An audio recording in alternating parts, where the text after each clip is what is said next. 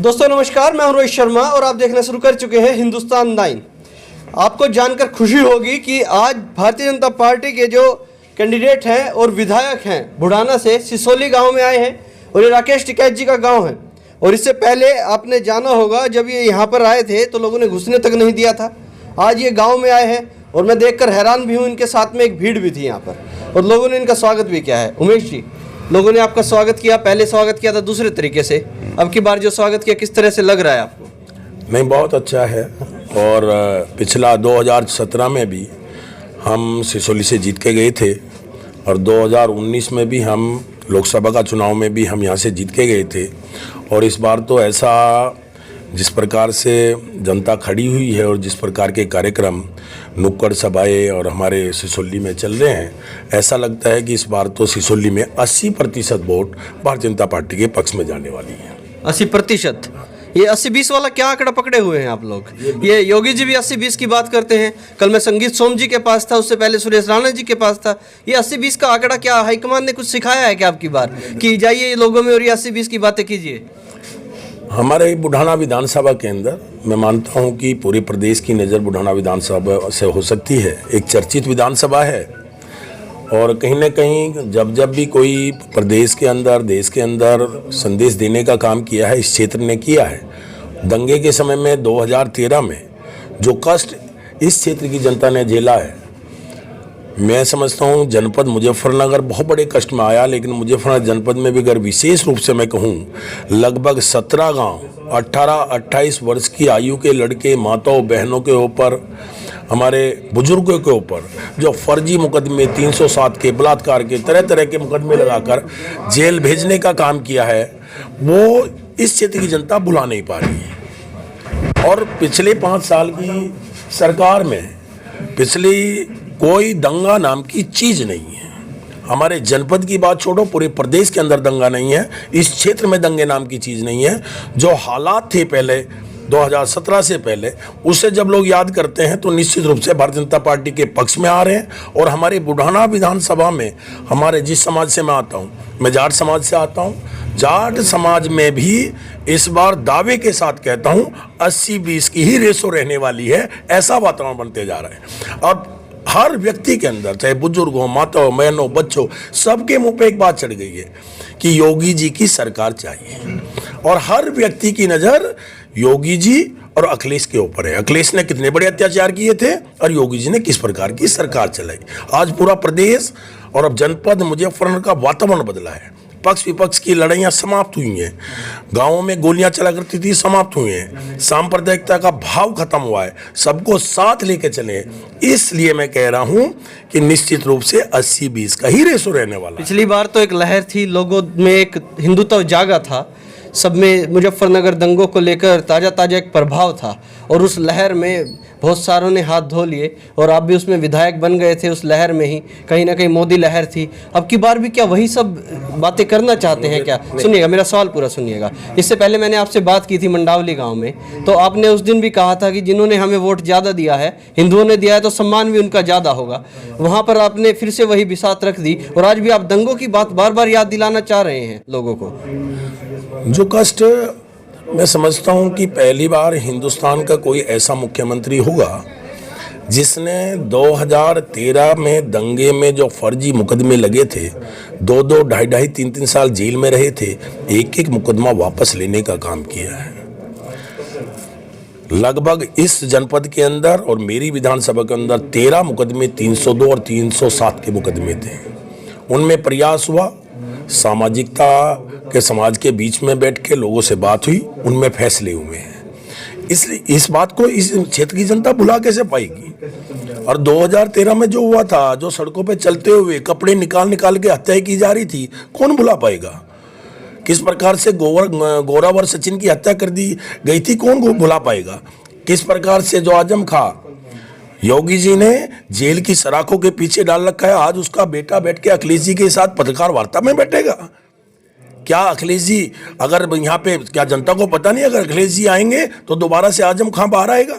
और वही आजम खां जिसने 7 मुलजिम, जिसने गौरव सचिन की हत्या की थी, क्या 7 मुलजिम वो रात को 12 बजे सीधा एसओ को फोन करके छुड़वाएगा? क्या दोबारा से वही वातावरण नहीं होगा? इस मुजफ्फरनगर का जनपद दोस्त ऐसा था कि जब कोई व्यक्ति यहाँ से गुजरता था ना और दिल्ली से बैठा हुआ उसका परिवार का व्यक्ति उसे फ़ोन करता था, और जब मुजफ्फरनगर की सीमा पार कर लिया करता था जब उसका परिवार सोता था, ऐसा वातावरण उस मुजफ्फरनगर का। आज उसी मुजफ्फरनगर का ऐसा वातावरण, जब कोई निकलता है दिल्ली से हरिद्वार के लिए तो मुजफ्फरनगर की सीमा में बैठ के खाना खा के जाता है, भोजन करके जाता है, नाश्ता करके जाता है। इस वातावरण को क्या पूरे क्षेत्र की जनता, पूरे जनपद की जनता ये नहीं महसूस करेगी कि वैसा ही वातावरण चाहिए, बहन बेटी सुरक्षित चाहिए? क्या कसाईयों की पुलिया बुढ़ाने के अंदर कोई गुजर सकता था? क्या 2017 में सरकार आते ही वहाँ पे 2 बेटियों के साथ हरिजन समाज की अत्याचार नहीं हुआ था? क्या उनके ऊपर उत्तर प्रदेश की सरकार के द्वारा रासुका लगाकर में जेल गए? आज वही कसाईयों की पुलिया है जहाँ लोग आते जाते हैं और वहाँ बैठ के चाय पीते हैं। वही कसाईयों की पुलिया है, वही बसी का रास्ता है जहाँ पे बसों में से उतार के पिटाई करना शुरू कर दिया था, कपड़े निकाल के भगाने का काम किया था। वही बसी है। आज किसी की मत हंसने की थोड़ा पड़ती है। तो आज ऐसा वातावरण दिया है उत्तर प्रदेश की लोगों से ऐसे बात कर रहा था तो बीच में मोहम्मद शादाब आ गए, बोले हमारे आजम खान पर और मुख्तार अंसारी पर झूठे मुकदमे लगवा दिए आपकी सरकार ने, और हमारी सरकार आएगी जब अखिलेश की तो सारे हटवा देंगे और उनको बाहर निकलवा देंगे। ये झूठे मुकदमे वाला क्या बात कर रहे हैं मोहम्मद शादाब? और मोहम्मद शादाब की छवि क्या है और किस प्रकार का वो काम करते हैं, किस प्रकार का किया था, जरा उनसे पूछ लेते। और क्यों वो जेल में गए थे, किस केस में गए थे, जरा उनसे पूछ लेते। वो तो इंतजार कर रहे हैं। आज से 4-5 दिन पहले की बात है, वो तो एक दरोगा जी ने 2 कट्टे वाले बसी के अंदर निकलते टाइम पकड़े गए। उन्होंने ये भी कहा कि आने तो 2 महीने बाद अखिलेश की सरकार, दरोगा जी कट्टा घर देने आएगा। उन्होंने तो थाने चलाए हैं। गुंडागर्दी कहाँ से शुरू हुई? थानों में वही मौलवी जी बैठा करते थे, वही गोल टोपी वाले बैठ के काम किया करते थे। एक तरफा अगर उस समाज का व्यक्ति थाने में चला गया तो थानेदार घर में घुसड़ जाया करता था। इस वातावरण को तो समाप्त किया है। गोल टोपी वालों से बड़ा दर्द है आपको? गोल टोपी वालों का मतलब, मैं कहने का मतलब गुंडागर्दी करने वाले लोग, गोल टोपी वाले ही गुंडागर्दी करते हैं? नहीं, वो कुछ लोग ऐसे हैं जो, हाँ, कुछ अधिकतम वातावरण में स्वच्छता कैसे आई? वातावरण में बदलाव नहीं आया क्या? आज गुंडागर्दी, आज कोई पहले व्यक्ति जाके ठेली पे से केले खरीदता था, अगर केला एक खराब रह गया, कम दे दिया, ज्यादा दे दिया, क्या वापस करने की हिम्मत थी क्या? जितना दे दिया, जितना बैग में डाल दिया, 1 दर्जन कह के 8 केले डाल दिए तो लेके जाने पड़ते थे। आज ऐसा वातावरण थोड़ा है। महंगे दिया थे और महंगे दिया करते थे।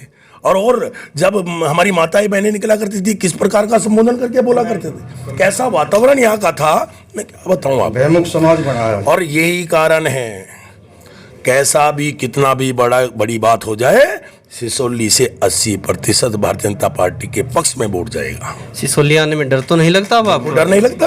आपके सामने खड़ा हूं। पीछे लग जाते हैं आपके सिसोली वाले? नहीं, बिल्कुल नहीं लगते। सब मुझे प्यार करते हैं। वो सुनो, जनता का पद होता है। मैं उमेश मलिक हूँ, मुझे मेरे माँ बाप ने उमेश नाम दिया। विधायक किसने दिया? विधायक किसने बनाया? जनता ने बनाया, मेरे भाइयों ने बनाया। यही भाई हैं, यही जनता के लोग हैं, मेरे भाई हैं। जब छीनना चाहेंगे छीन लेंगे, फिर दोबारा से उमेश हो जाऊंगा ना। विधायक की गाड़ी पे पत्थर लगा, गाड़ी तो उन्हीं की थी, उन्होंने तो गाड़ी दे रखी है, उन्हीं का ही तो तेल है गाड़ी में भी, सब उन्हीं का तो दिया हुआ है। वे अपने विधायक से नाराज थे, कोई बात नहीं, गाड़ी पे पत्थर लग गया, टूट गई, उन्हीं की तो थी। इमोशनल बातें करके मनाना चाह रहे हैं आप सिसोली वालों? नहीं, बिल्कुल नहीं मनाना चाह रहा। सच्चाई है, सारे अपने भाई थे, नाराजगी थी, आंदोलन चल रहा था, सरकार से भी थोड़ी नाराजगी थी, देश से भी थोड़ी, देश की सरकार से भी नाराजगी थी। और मैं तो बधाई देता हूँ वास्तविक में देश के प्रधानमंत्री मोदी जी को, जिन्होंने राष्ट्र हित में इतना बड़ा निर्णय लिया, 3 बिल वापस लिए। आज वातावरण सामान्य हो चुका है, जो जहाँ था वो पहुँच गया है। इसलिए कह रहा हूँ 80% वोट भारतीय जनता पार्टी के। आखिरी सवाल मेरा आपसे है, बुढ़ाना में वीडियो कर रहे थे हम, तो एक ने बोला बीच से भीड़ से आया कि ये भागा दौड़ी में उमेश मलिक की टिकट बच गई है। ये जो इतने बड़े बड़े नेता भागे हैं तो भारतीय जनता पार्टी ने सोच लिया चलिए कुछ रोक लेते हैं, जो पुराने विधायक हैं उनको टिकट दे देते हैं। क्या सीट भी बचा लेंगे? अब सीट भी बच रही है और निश्चित रूप से मैं भारतीय जनता पार्टी का कार्यकर्ता हूं और 1993 से मैं भारतीय जनता पार्टी के कार्यकर्ता के रूप में काम कर रहा हूं। 2012 में मुझे भारतीय जनता पार्टी ने टिकट दिया, मैं चुनाव हार गया। 2017 में, बल्कि 2012 में मेरी जमानत जब्त हुई, 16,000 वोट मात्र मिले थे। उसके बावजूद भी पार्टी ने मुझ पर विश्वास जताया। 2017 का चुनाव जीतने के बाद मैं अपने शीर्ष नेतृत्व को धन्यवाद करता हूँ, बधाई देता हूँ, स्वागत करता हूँ कि उन्होंने मुझे तीसरी बार भी मुझ पर विश्वास जताते हुए एक साधारण किसान परिवार से मुझे प्रत्याशी के रूप में विश्वास किया और निश्चित रूप से इस बार भी चुनाव बुढ़ाने का जीत के जाएंगे। चलिए, मैं बुढ़ाना के 10-20 गांव कवर कर लेता हूं, फिर आपसे किसी दिन मिलूंगा, किसी गांव में आपसे बातचीत कर लेंगे। अब तक के लिए इतना ही। और ये देखिएगा, वहीं इलेक्शन को लेके जा रहे हैं हम। भाजपा के जिस भी नेता से बात करते हैं तो ये वही बात करने लग जाते हैं। 2013 के दंगों की बात करते हैं, कभी मथुरा की बात करते हैं और चुनाव को धीरे धीरे वहीं ले जा रहे हैं। और बाकी बच्ची कुची इनकी जो बात है वो मोहम्मद शादाब जैसे लोग पूरे कर दे रहे हैं। इनको कहीं ना कहीं बोलने का चांस भी दे रहे हैं और ये बड़ी बखूबी बोलते हैं। हिंदुओं का सम्मान ज़्यादा करेंगे क्योंकि वोट दिया है। वो पहले वीडियो आपने देखा भी था और वायरल भी काफ़ी ज़्यादा हुआ था। अब तक के लिए इतना ही। मैं हूं रोहित शर्मा, आप देख रहे हैं हिंदुस्तान 9। जय हिंद।